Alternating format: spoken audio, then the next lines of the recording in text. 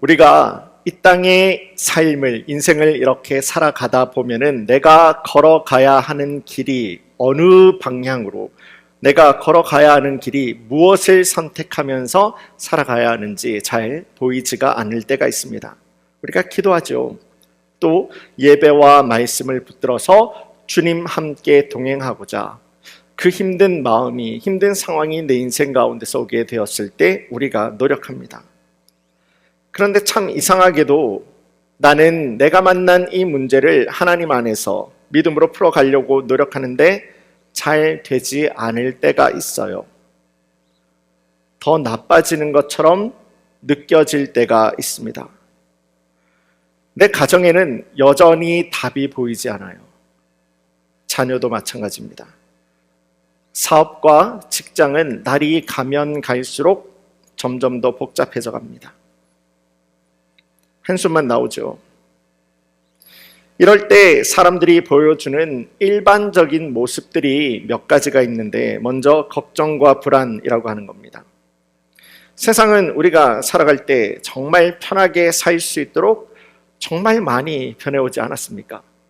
우리가 살아가고 있는 이곳 라스베가스만 하더라도요, 여러분들 스트립에 이렇게 나가보시면은 그러니까 운전할 필요가 없는 차들이 이렇게 공짜로 돌아다니더라고요. 그냥 내가 가고 싶은 곳만 넣기만 하면은 그냥 가서 내려주더라고요. 문까지도 열어줘요. 이 땅은 사람들이 살아가기에 그렇게 편안하게 지낼 수 있도록 많이 발전이 되고 있지만은 우리의 마음의 문제까지는 그런데 해결해 주지는 못하는 것 같습니다. 미국 심리학회가 발표한 이 스트레스와 관련된 그런 조사에 따르면은 참 많은 사람들이 마음의 스트레스입니다. 이 마음의 스트레스, 염려와 걱정을 가지고 혼자서 이겨내 보려고 하다가 많이들 무너지고 있다고 해요. 사람이 한번 무너지게 되니까 앞으로 나아가는 그런 희망도 함께 없어져 버리는 거예요. 내가 나아갈 길이 잘 보이지 않아요. 내가 어떻게 살아가야 될 길, 무엇을 어떻게 살아가야 되는 그 길이 잘 보이지 않아요. 그러다 보니까 나도 주체하지 못하는 화와 분노가 내 마음에서 막 일어나게 되는 겁니다. 사람이 거칠어지게 되는 거죠. 하나님, 나한테 이렇게까지 하실 수가 있는 겁니까?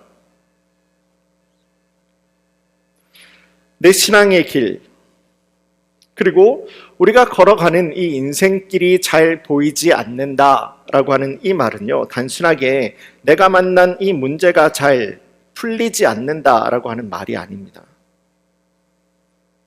때로는 하나님이 인도하시는 길이 내 생각과 다르고, 하나님께서 말씀하시는 그 하나님의 말씀이 내 생각과 내 마음과 내 욕심과 충돌이 되게 될 때 우리는 우리 마음에 더 큰 혼란을 경험하게 돼요. 혹시 우리 성도님들 가운데서도 이처럼 하나님과 나, 그리고 하나님의 생각과 내 생각이 갈라지는 그 상황 가운데서 내가 아무리 노력해봐도 내가 만난 이 인생의 문제를 도무지 풀어갈 수 있는 그 길과 방법을 찾지 못해서 마음의 어려움, 마음의 고통 경험해 보신 분들, 우리 성도님들 가운데서는 있지는 않으십니까? 우리는 그런 답답한 상황과 그런 인생 가운데서는 어떻게 해야지 우리가 우리의 삶을, 우리의 문제를 포기하지 않고 그런 상황 속에서도, 우리가 늘 만날 수 있는 그 힘든 상황 속에서도 우리는 어떻게 그 상황 속에서도 예수님을 더욱더 능력 있게 닮아갈 수 있는 신앙생활을 할 수가 있을까요?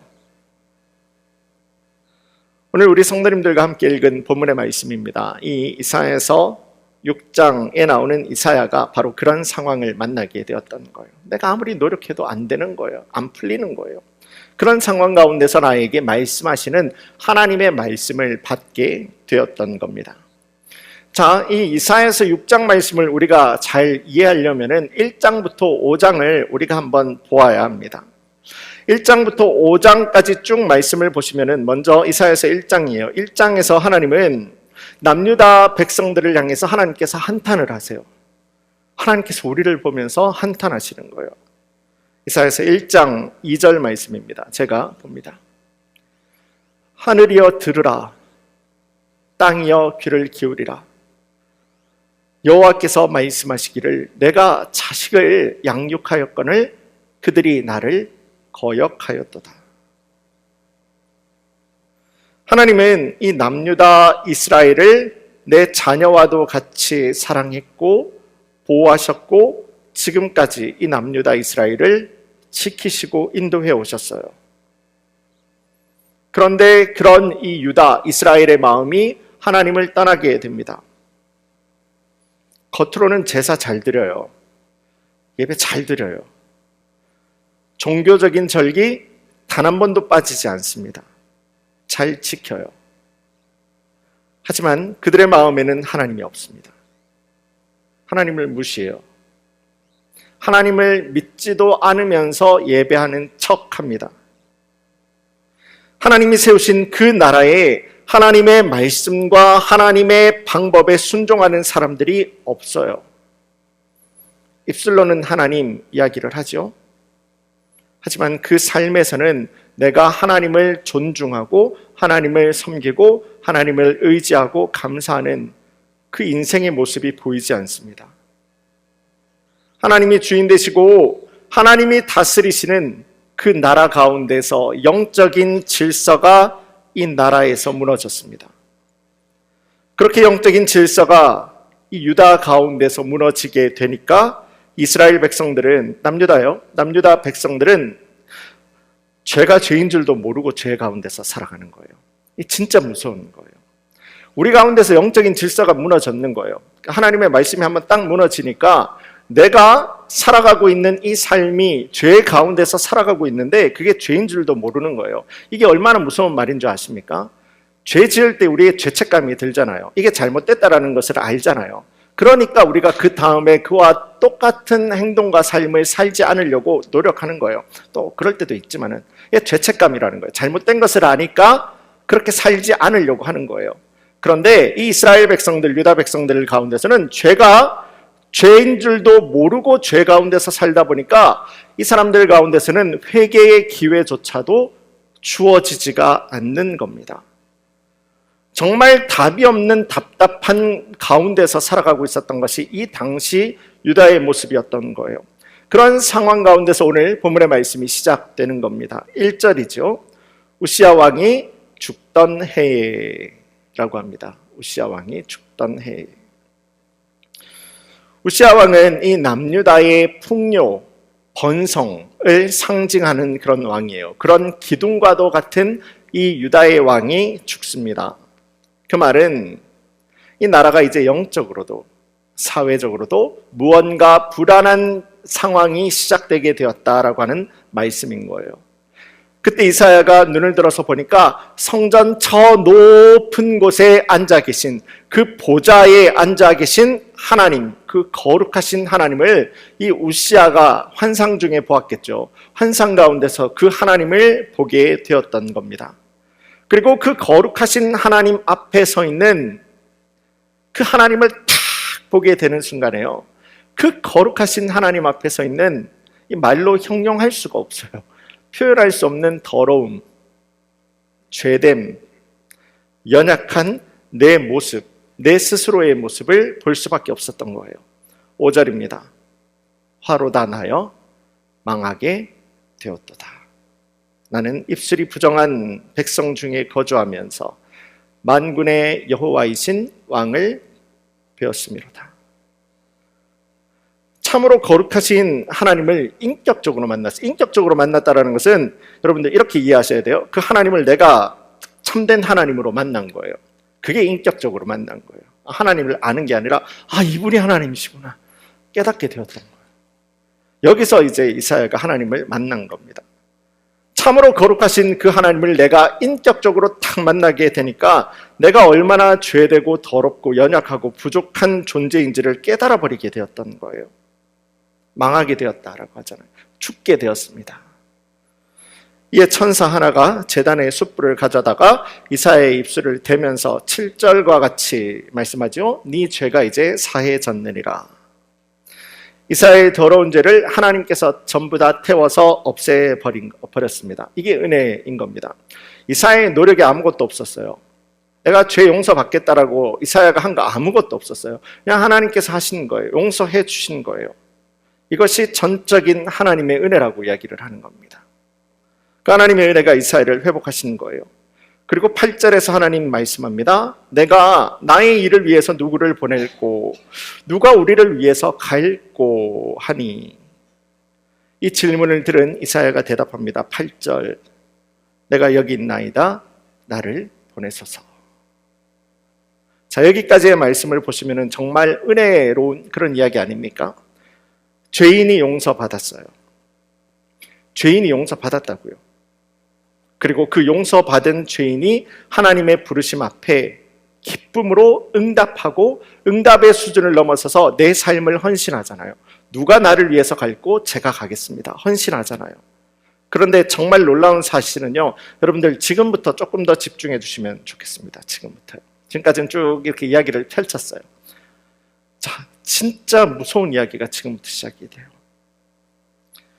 지금 이사야가 헌신했잖아요. 하나님의 은혜를 받고 헌신했잖아요. 하나님의 은혜 가운데서 헌신하는 삶을 살면은 어떤 일이 일어나야 되겠습니까? 은혜로운 이야기가 일어나야 되잖아요. 전혀 그런 이야기가 이어지지 않아요.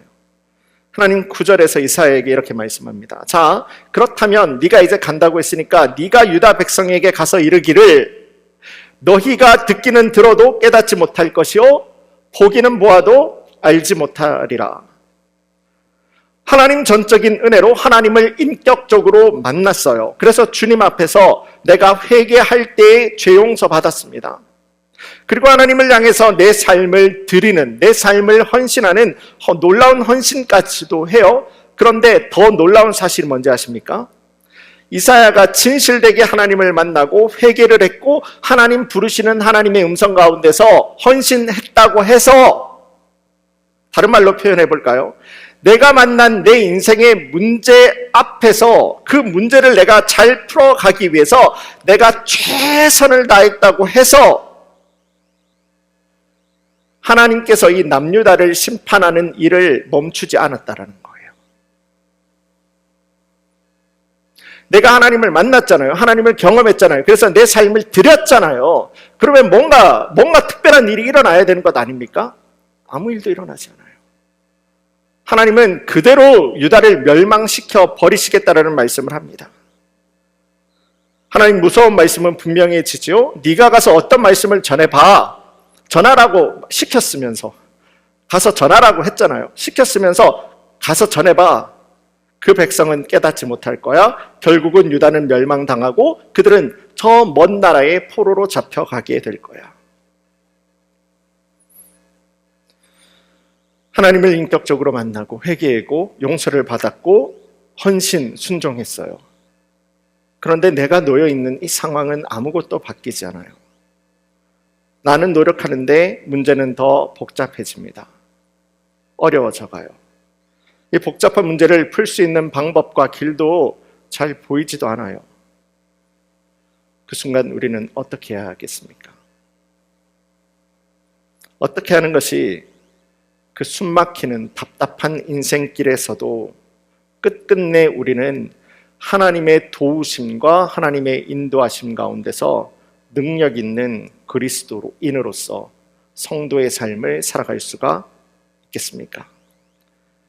자, 이러한 본문의 배경을 가지고 있는 말씀을 통해서 우리 성도님들과 함께 이 시간 인생길이 잘 보이지 않을 때, 인생의 길이 잘 보이지 않을 때 라고 하는 제목으로 하나님 말씀의 은혜와 도전을 함께 나누기를 원합니다. 인생의 길이 잘 보이지 않을 때 먼저, 여러분들의 길이 잘 보이지 않을 때 먼저 하나님을 향한 믿음의 순종입니다. 다시요. 여러분들의 길이 잘 보이지 않을 때 하나님 말씀을 향한 순종이에요. 하나님을 향한 순종이 여러분들의 선택이 되고 여러분들의 방향이 될 수 있기를 예수님의 이름으로 간절히 소망합니다. 자, 본문 9절 상반절 말씀 제가 봅니다. 여호와께서 이르시되 가서 이 백성에게 이르기를 이라고 하죠. 하나님은 이사야에게 말씀을 주십니다. 근데 굉장히 명쾌하고 정확한 말씀 주세요. 간단해요. 너는 그들에게 가서 내가 너에게 주는 이 메시지를 전하라. 이야기하라. 라고 말씀하세요. 이게 전부예요. 그런데 그 전하라고 하는 내용이 무엇이었습니까? 이사야가 가가지고 지금 전해야 되는 그 내용이 무엇입니까? 사람들이 싫어하는 내용이에요. 좋아할 내용이 아니에요. 이런 거예요.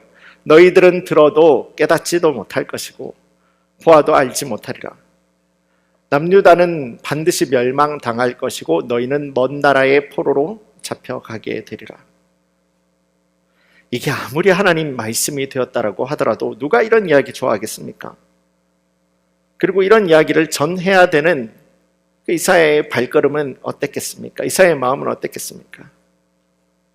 이런 생각하지 않았겠습니까? 하나님 말씀처럼 내가 가서 전하는데 전한다고 해서 이 사람들이 변하지도 않고 듣지도 않고 보지도 않는다면 제가 왜 가야 되는 겁니까? 이거 제가 왜 해야 되는 겁니까? 이런 생각 갖지 않았겠습니까?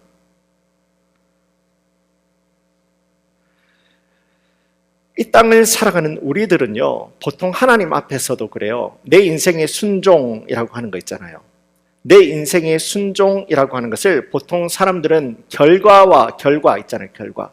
내 인생의 순종을 결과와 연결시키려고 해요. 이런 겁니다.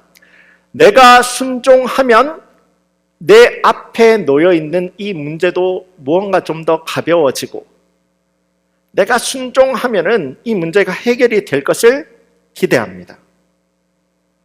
내가 기도하고 내가 헌신하면은 그 닫혀있는 그 문이 열릴 것으로 생각을 해요.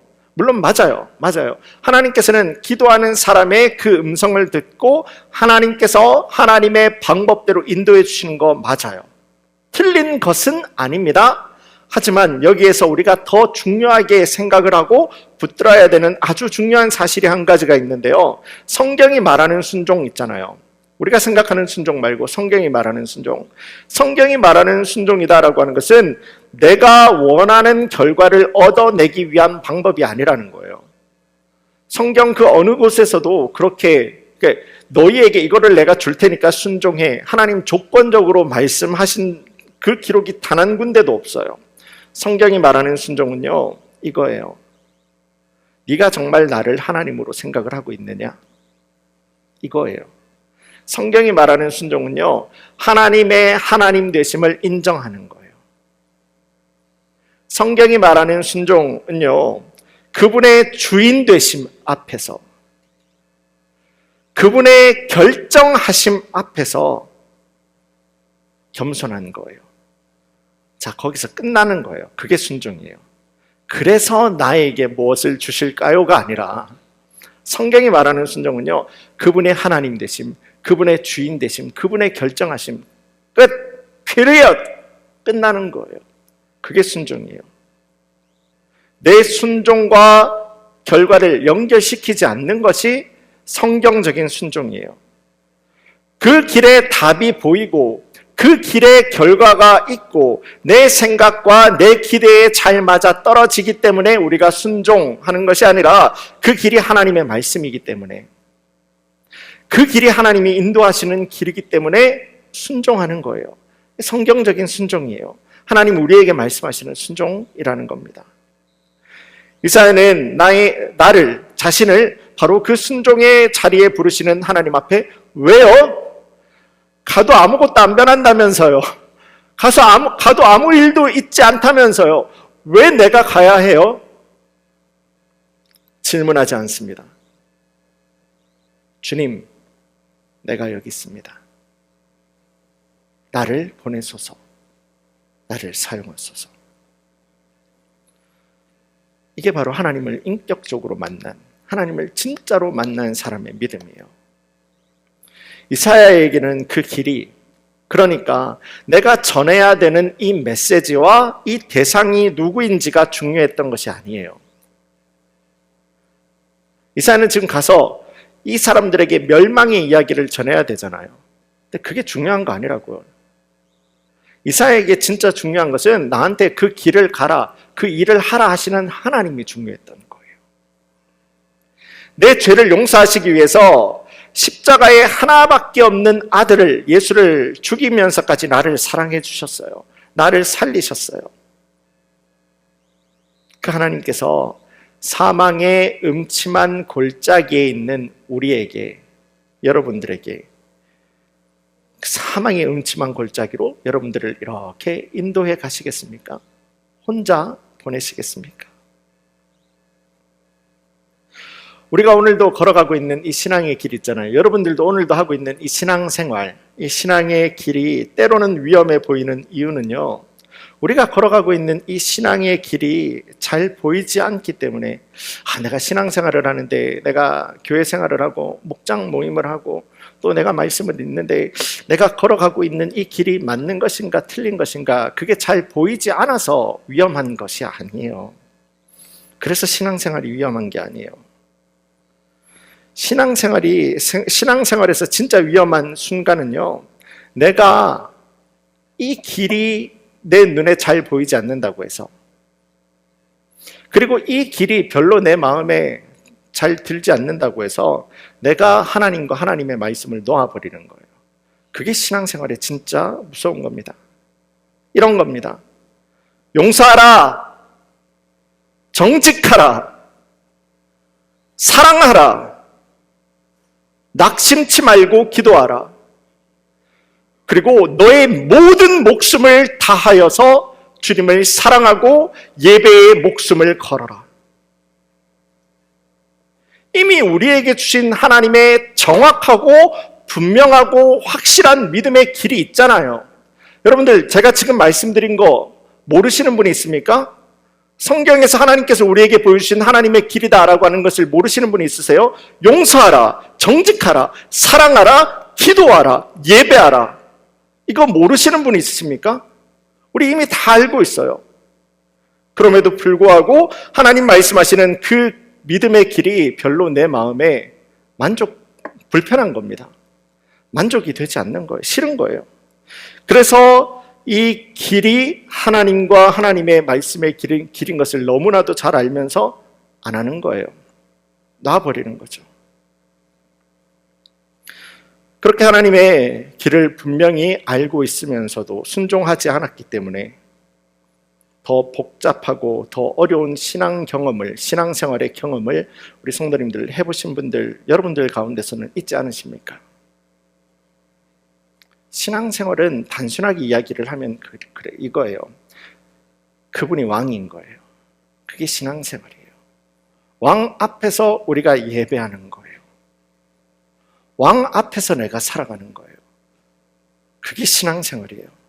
자, 하나님은 이사야에게서 이야기를 합니다. 가서 전하라. 가서 말하라. 그 말씀을 들을 때에 내 눈에 들어오는 이 답답한 사람들, 유다 사람들이 아니라 하나님을 바라본 이사야는 기쁨으로 하나님 말씀에 순종하죠. 안 들을 거 알면서 가서 이야기합니다. 그런데 이사야는 그렇게 하나님 앞에서 쓰임받는 인생을 살 수가 있었던 거예요. 이 말씀에서 우리가 붙들어야 되는 사실은요, 우리 신앙생활에 더욱더 건강하고 능력 있는 신앙생활을 하고 싶잖아요. 한 번뿐이잖아요. 한 번뿐인 우리 인생을 살아가는데 정말 능력 있고 하나님 마음에 하나가 되는, 그렇게 쓰임받는 인생 살고 싶잖아요. 내 마음과 내 생각을 의지하는 것은 아닙니다. 결국은 하나님이에요. 결국은 하나님 말씀이에요. 우리가 나아가야 하는 인생길에서 그 길이 잘 보이지 않을 때 혼란해하고 복잡해하지 않기를 바랍니다. 이렇게 기도하고 순종하는 성도님들 되기를 소망합니다. 주님, 저는 잘 모르겠어요. 아무리 기도해도 잘 모르겠어요. 잘 모르겠어요. 하지만 하나님이 내 발의 등이라고 하셨죠? 하나님 말씀이 내 길의 빛이라고 하시지 않았습니까? 그래서 저는 제 마음에 오늘 들지 않아요. 만족이 되지 않습니다. 그럼에도 불구하고 하나님의 그 길, 하나님의 인도하심 하나님 말씀이죠. 그 말씀에 저를 꺾겠습니다. 순종하겠습니다. 때로는 그 앞이 잘 보이지 않는 신앙생활 가운데서도 여러분들이 가지고 있는 하나님을 향한 믿음 있잖아요. 다 우리 믿습니다 하잖아요. 여러분들이 가지고 있는 그 하나님을 향한 믿음이 여러분들의 순종을 통해서 드러나는 거예요. 우리 안에 있는 이 믿음이 내 삶의 순종이다라고 하는 것을 통해서 드러나게 될 때 착하고 충성된 종아, 네가 작은 것에 충성하였거늘 내가 더 풍성한 것으로 하나님의 나라를 누리게 하겠노라. 이 귀한 은혜의 역사를 사람의 생각을 뛰어넘는 하나님의 그 귀한 은혜를 누리고 증명하고 또한 증거하고 살아가는 축복의 통로가 되는 순종하는 교회와 성도님들 되기를 예수님의 이름으로 간절히 소원합니다. 자, 그리고 하나님의 말씀을 향한 순종은요, 하나님의 때까지. 언제일까요? 끝까지요. 하나님의 때까지. 이 순종은 끝까지 지켜내야 하는 우리 믿음의 선한 싸움이다라고 말씀은 증거합니다. 11절, 12절 말씀 제가 보겠습니다. 내가 이르되 주여 어느 때까지니까 하였더니 주께서 대답하시되 성읍들은 황폐하여 주민은 없으며 가옥들에는 사람이 없고 이 토지는 황폐하게 되며 여호와께서 사람들을 멀리 옮기셔서 이 땅 가운데 황폐한 곳이 많을 때까지니라. 이사야가 하나님을 향해서 질문합니다. 주님, 알겠습니다. 제가 순종하겠습니다. 듣지도 않는 거 아는데 가가지고 전하겠습니다. 그런데 주님, 언제까지 하리이까? 언제까지 하여야 하는 겁니까? 참 솔직하고 인간적인 질문 아니겠습니까? 우리 성도님들도 신앙생활을 하는 중에서 이렇게 기도할 때 아마 있으셨을 겁니다. 주님, 제가 순종하겠습니다. 그런데 언제까지 할까요? 주님, 제가 지지리도 말 안 듣는 저 사람을 품겠습니다. 그런데 언제까지 해야 할까요? 내가 참아야 할까요? 사실 이런 질문들은요, 믿음이 없어서 하는 질문이 아닙니다. 정말 믿음이 없는 사람은요, 안 해요. 묻지도 않아요. 질문 자체가 있을 수가 없잖아요. 그렇잖아요. 언제까지 제가 순종하리이까, 참으리이까 라고 하는 이 질문은요, 이 길이 힘든다는 것을 알아요. 이 길이 힘든다는 것은 알지만 그럼에도 불구하고 주님 함께 동행하려고 노력하는 사람들의 하나님을 향한 질문이 되게 될 겁니다. 그러니까 내가 언제까지 참을까요? 언제까지 하나님 이렇게 해야 될까요? 라고 하는 그 질문이 내 안에서 생기는 것은 하나님을 향한 그 믿음의 증거가 되는 것이죠. 자, 그런데 이 질문에 답을 주시는 하나님 말씀이 너무 어려워요. 11절, 12절 우리가 읽어봤잖아요. 이 죄악된 유다를 향한 하나님의 심판이라고 하는 것은 그 시간이 굉장히 길다라고 해요. 그리고 그 심판은 내가 아주 깊이 있게 심판하겠다라고 말씀합니다. 이런 하나님의 말씀에 이사야의 마음도 그랬을 거예요. 우리의 마음이 힘들어지는 것은 끝도 없이 하라고 하는 거잖아요. 그 순종을 끝도 없이 하라고 하는 거잖아요. 참 내 마음이 힘들어지는 것이 내 인생, 내 순종에 별로 특별한 의미를 찾아볼 수가 없기 때문이에요. 내가 아무리 전해도 달라지는 것이 없다라고 하죠. 그런데도 끝까지 하라라고 합니다. 끝까지. 자, 그렇다면 우리 인생이다라고 하는 것은, 내 순종이다라고 하는 것은 그냥 아무 기쁨도 없이, 아무 즐거움도 없이, 보람과 열매도 없이 그냥 하나님 마음대로 사용되고 끝나는 의미 없는 도구밖에 되지 않는 것이 우리 인생입니까? 그렇게 쓰임받고 버려지고 그렇게 쓰임받다가 하나님 부르시면 천국 가는 게 그게 그 우리 인생이라는 겁니까? 조금 구체적인 이야기를 들어볼까요? 하나님께서는 출애굽 이스라엘 백성들을 인도해 왔잖아요.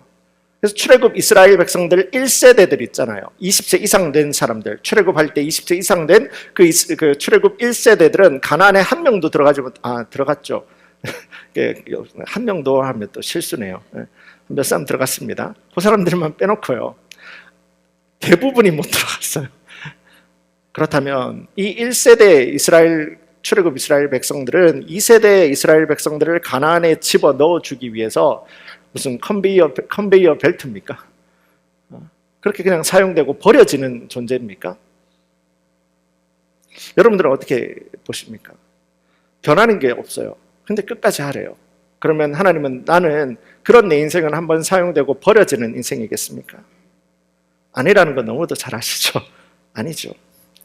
신앙생활하는 가운데서 우리 성도님들의 마음에 이와 같이 도저히 이해가 되지 않는 하나님의 말씀을 받을 때가 있을 거예요.